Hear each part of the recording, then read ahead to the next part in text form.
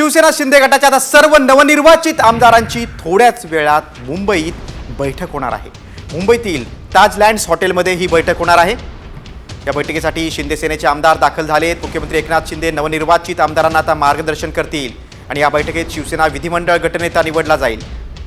दरम्यान काल शिवसेनेच्या कार्यकारिणीची बैठक पार पडली। या बैठकीत सत्ता स्थापनेबाबत तसंच मित्र पक्षांसोबत चर्चा करण्याचे सर्वाधिकार एकनाथ शिंदेंना देण्याचा निर्णय एकमताने घेण्यात आला।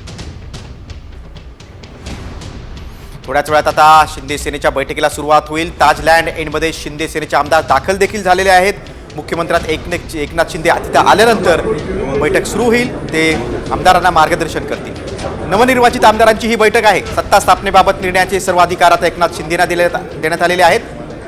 काल कार्यकारिणीची बैठक झाली आणि आज मुंबईतल्या ताज हॉटेलमध्ये विधिमंडळाचा नेता ठरवला जाईल।